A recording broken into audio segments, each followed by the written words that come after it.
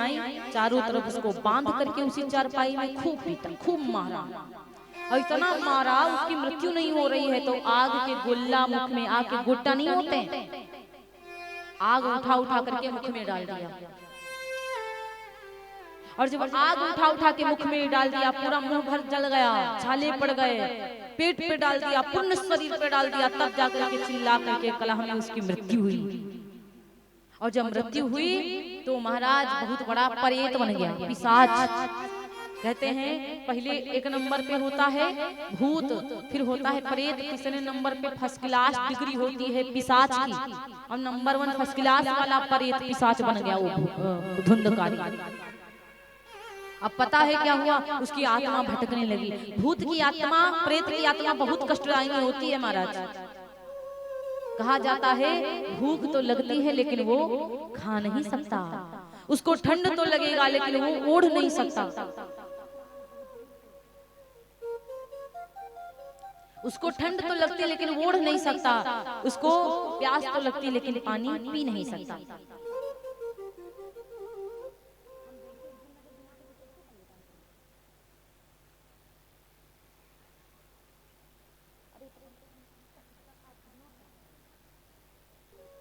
इतना कष्टदायी भूत का जीवन होता है।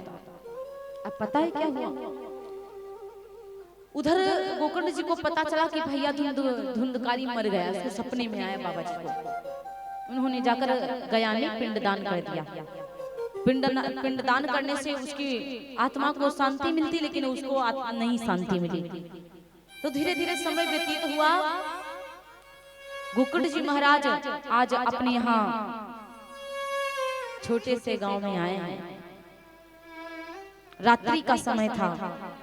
गोकर्ण जी विचार करने लगे, अभी मैं जाकर के किसी के द्वार पहुंचूंगा तो सारा गांव इकट्ठा हो जाएगा, पंडित जी आ गए, पंडित जी आ गए, हमारे गांव का सम्माननीय पंडित जी आ गए, आदरणीय पूजनीय आ गए, तो फिर गांव में हलचल मच जाएगा। गोकर्ण जी ने विचार किया, रात्रि में क्या हम सबको कष्ट देंगे जगा करके, एक काम करते हैं, आज रात्रि भर के लिए अपने घर रुक लेते हैं, सुबह जाकर गांव में भ्रमण करूंगा। और जैसे रात्रि में विश्राम करने के लिए ठहरे, जब जो भोगी सोता है तो योगी भजन करता है रात्रि में। जब भोगी भोग कर सोता है खा पी करके आराम से, तब योगी व्यक्ति भजन करता है रात्रि में बैठकर। अब देखिए गोकर्ण जी विश्राम नहीं कर रहे हैं, चटाई को बिछाया और गोकर्ण जी बैठ गए, विचार करने लगे सोने से बेहतर है भगवान का भजन किया जाए। अब वो उठा करके माला प्रभु का जाप करने लगे। तैसे वो जो धुंधकारी था अजीब गरीब रूप लेकर, अजीब रूप लेकर के, बड़े बहुत सारे आदि रूप लेकर, सूकर, कहीं स्वान, बिल्ली, इस प्रकार के अजीब रूप लेकर के वो सामने दिखाई पड़े, काली काली परछाई। अब गोकर्ण जी को लगा ये हमको भजन नहीं करने दे रहा, समक्ष बार बार हमारे कैसे कैसे निम्न प्रकार के ये रूप लेकर आता है, इसका मतलब है कि कोई प्रेत आत्मा है। तो कमंडल से जल हाथ में लिया और मंत्र को पढ़ करके उसी परछाई के ऊपर मारा, तो एकदम से धुंधकारी सामने। धुंधकारी को देखा, गोकर्ण जी ने कहा क्या हुआ भैया धुंधकारी, आप हमको डरा रहे हैं, आपकी आत्मा को शांति नहीं मिली क्या? तो धुंधकारी कहने लगा, भैया आपके पिंडदान करने से हमें नहीं मिली है शांति, ना मिली है मुक्ति, क्योंकि हम फर्स्ट क्लास वाले नंबर 1 के पिशाच बन गए हैं। अब इसके लिए कुछ बढ़िया ही करना पड़ेगा। धुंधकारी जी जब बोले, अब गोकर्ण जी विचार करने लगे, संत हैं भाई, उन्होंने सोचा कोई आत्मा, कोई दुखित परेशान पतित पावना, पतित आत्मा हमारे समक्ष आ जाए, बहुत परेशान, तो उसको हम मुक्ति दिलवाएं। कोई संत के सामने रुदन करने लग जाए, बाबा हमको ये नहीं मिल रहा, बाबा ये ऐसा नहीं हो रहा, बाबा ये काम बिगड़ रहा है, तो उसका हृदय द्रवित हो जाता, परेशान मतलब द्रवऊ हो जाता है, मतलब बड़ा पिघलने लगता है उसका हृदय। अब संत जी महाराज को, गोकर्ण जी को बड़ा कष्ट हुआ कि इसकी आत्मा को शांति मिले, तो बहुत सारे जगह पे गए, दान वान फिर करने लगे उसके नाम से, पिंड दान किया, खूब किया, लेकिन फिर भी उसकी आत्मा को शांति नहीं मिली। तो कहा जाता है अब हनुमान जी का, हनुमान जी भाई भूतों को भगाने वाले हैं, तो हनुमान जी की याद किया कि हनुमान जी आएंगे तो धुंधकारी का कल्याण हो जाएगा। लेकिन फिर गोकर्ण जी ने कहा हनुमान जी के गुरु जी हैं सूर्य देवता, तो सूर्य देवता का आवाहन किया। जब सूर्य देवता का आवाहन किया तो सूर्य देवता जी महाराज आए, और जब सूर्य देवता जी प्रकट हुए तो सूर्य देवता ने कहा जाइए श्रीमद् भागवत महापुराण ज्ञान गंगा आयोजित करिए, 7 दिवसीय श्रीमद् भागवत करिए, धुंधकारी को श्रवण कराइए, तब जाकर के इसकी आत्मा को शांति मिलेगी।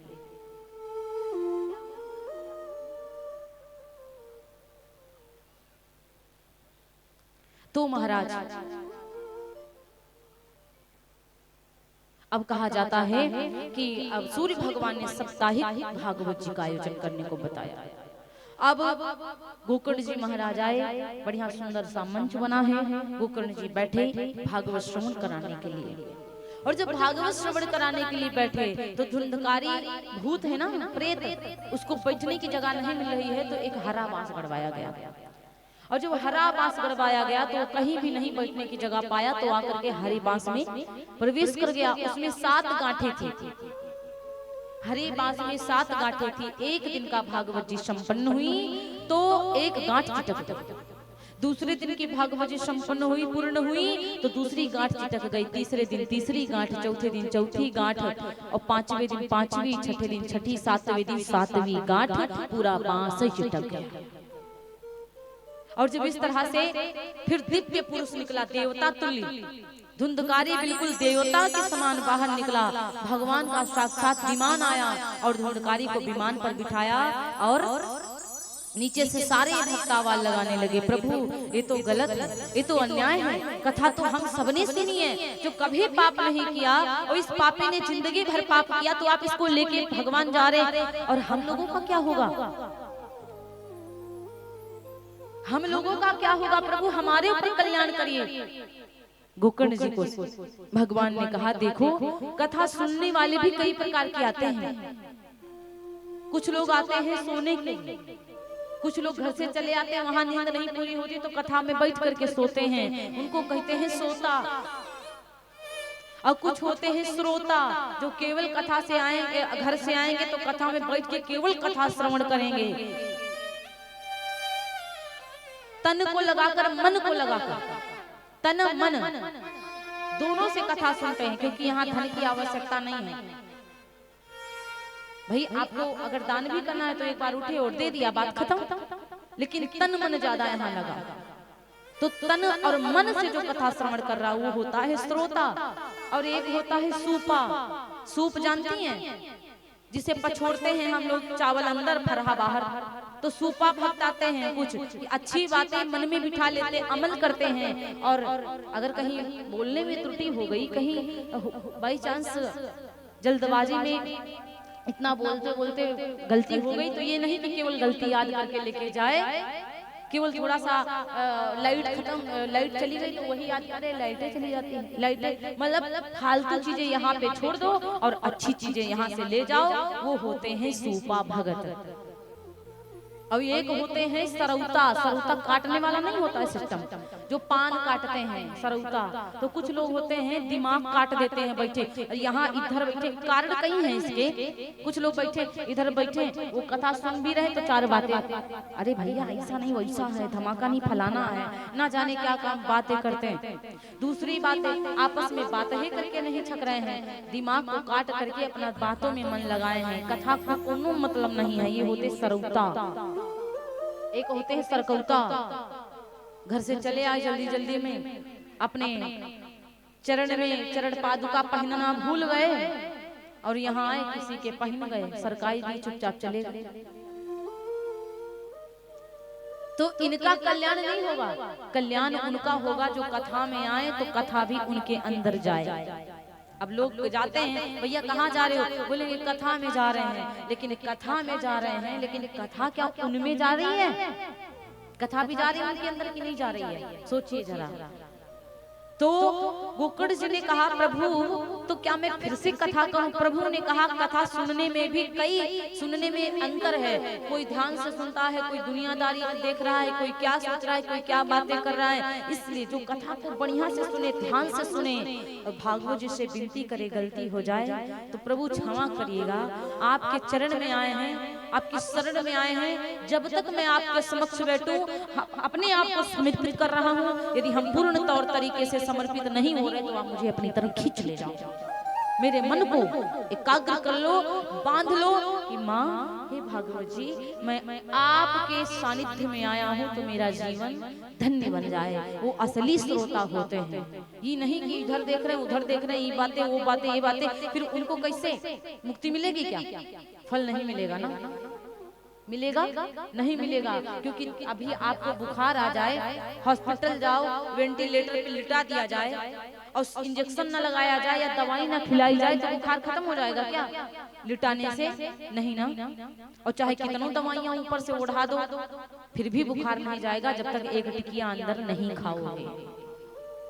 उसी प्रकार कथा में आओ, भले आप 2 घंटा बैठो, 4 घंटा बैठो, लेकिन जितनी देर बैठो ध्यान से अच्छे से एक आसन पर बैठो, और मन को जीतना है तो आप अपने आसन को जीतने को सीखे। और जो व्यक्ति आसन में यदि पैर फैलाकर बैठे तो वैसे बैठे रहो, ये नहीं कि 5-5 मिनट पे बदलो। हम ये नहीं कहते हैं कि कष्ट नहीं होता होगा, भाई कष्ट थोड़ा कभी कभी हम लोगों को भी कथा बराबर कहते हैं, प्रभु की कृपा बराबर है, ऐसा नहीं बराबर ऐसे बैठे, लेकिन कभी कभी ऐसा होता है कि रीढ़ में पीड़ा होने लगी या ध्यान हल्का सा भटक गया बातों के चक्कर में। तो ये नहीं कि यदि आप एक आसन पर बैठे हो सीधे पैर पसार कर तो इन्हें 5-5 मिनट में ऐसे करो तो फिर मन हर वक्त भटके रहेगा। और ये नहीं कि आप पालती रमा कर बैठे हो तो कभी पालती तुरंत 5 मिनट में 5 मिनट, मतलब बैठो तो कम से कम आधा घंटा 1 घंटा एक आसन पर बैठना सीखो। 5-5 मिनट पे बदलो मत। अब अगर 5-5, 2-2 मिनट पे, 3-3 मिनट पे आसन ही बदलते रहोगे तो मन हमेशा भटकता ही रहेगा। मन को जीतना है तो आसन को जीतिए। समझ रहे हैं ना प्यारे? भागवत को श्रवण करने से पहले खुद अपने भीतर हमको अपनी अच्छाइयों को, बुराइयों को, बुराई भगवान को दे दो। भगवान को खट्टा मीठा बड़ा अच्छा लगता है, चाहे खट्टा खिलाओ चाहे मीठा खिलाओ। मीठा आपका प्रेम वाला भाव है, आपकी भक्ति है, और खट्टा क्या है? खट्टा है जो आपके अंदर विकार बैठे हुए हैं, अंदर गलत चीजें बैठी हुई हैं, वो खट्टा है। भगवान बुराई भी खींच लेते हैं और अच्छाई भी उनको अच्छी लगती है प्यारे। इसीलिए कथा में आओ तो कथा को जीवन में उतारो। गोकर्ण जी ने फिर से कथा श्रवण कराई, और जब गोकर्ण जी ने फिर से कथा सुनाई भागवत जी, तब भागवत श्रवण करके सब लोग रा करके परम धाम पहुंचे। और ये कलयुग है, कलयुग में आप लोग 7 दिन की भागवत सुनेंगे तो ये मत सोचिएगा कि हम 7वें दिन भगवान विमान लेके आएंगे तो हमको लेके चले जाएंगे, ऐसा तुरंत नहीं होगा यहाँ पे। समझ रहे ना? जीते जी आपको लेके जाने वाले नहीं है इस कलयुग में, जीते जी लेके जाने वाले नहीं। आप कथा को श्रवण करो और बढ़िया से जियो, अपना जीवन जियो अच्छे से। बाद में जब मृत्यु आती है तब तो भगवान ले जाएंगे, तो ये फल अभी नहीं, ये फल बाद में मिलेगा जब आपकी मृत्यु आ जाएगी, तब जाकर के फल मिलेगा। भगवान ने 2 रास्ते बनाए हैं, एक नरक के लिए बनाया है और एक स्वर्ग के लिए बनाया है। आप अच्छा कर्म करोगे तो स्वर्ग का रास्ता चुन लोगे, और बेकार कर्म करोगे तो नरक का चुन लोगे। भगवान ने आपको इसलिए मनुष्य बनाया कि सोचने समझने की क्षमता दिया है। गिद्ध की निगाहें बड़ी तेज होती हैं लेकिन उसका दिमाग तेज नहीं होता है, समझ रहे ना? घोड़े की रफ्तार बहुत तेज होती लेकिन रफ्तार हो भी जाएगी तेज तो अभी जहाँ पर उसका चारा रखा होगा और वो बंद है ताला बाहर से, तो रफ्तार तेज होने से क्या मतलब जब तक मालिक वहाँ ताला नहीं खोलने जाएगा। सोचो, समझ में ये बात आई कि नहीं आई? रफ्तार तेज होने से मतलब नहीं है, रफ्तार तो तेज है लेकिन उसको खोलने के लिए भगवान ने हाथ नहीं दिया। हाथ किसको दिया है? पीछे आ रहा है मालिक घोड़े का। रफ्तार तेज होने से मतलब नहीं है। देखिए जानवर, हाथी कितना मोटा ताजा है, हाथी कितना बड़ा होता है, लेकिन उसका मतलब इतना बड़ा है हाथी, फिर उसके बाद वो हाथी कुछ कर पाता है क्या? नहीं कर पाता है ना। लेकिन मनुष्य का तन ऐसा है, बड़े भागे मानुष तन पावा, कि बड़े भागे मानुष तन पावा, बड़े भागे मानुष तन पावा, बड़े भागे मानुष तन पावा, बड़े भागे मानुष तन पावा, बड़े भागे मानुष तन पावा, सुर दुर्लभ शद ग्रंथ निगावा, सुर दुर्लभ सद ग्रंथ निगावा, सुर दुर्लभ सद ग्रंथ निगावा, बड़े भाग्य मानुष तने पावा, सुर दुर्लभ सद ग्रंथ निगावा, सुर दुर्लभ सद ग्रंथ निगावा। बड़े भाग्य से प्रभु ने तन दिया है मनुष्य का। सुर माने देवताओं को भी दुर्लभ है, ये ग्रंथों ने गाया, संतों ने गाया। समझ रहे, मनुष्य का तन सर्वश्रेष्ठ है, ये इसीलिए तो लिखा है बड़े भाग्य मानुष तन पावा। अगर हाथी का तन सर्वश्रेष्ठ होता तो बाबा ये नहीं लिखते, यही लिखते बड़े भाग्य हाथी तन पावा। क्यों लिख देते ना, लेकिन मनुष्य का तन सर्वश्रेष्ठ है, इसलिए उन्होंने लिखा बड़े भाग्य मानुष तन पावा। समझ रहे ना, इसलिए प्यारे भागवत जी का ये महत्व था।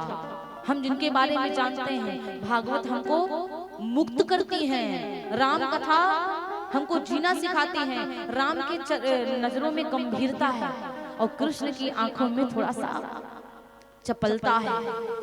तो आजकल लड़के जो हैं, बच्चे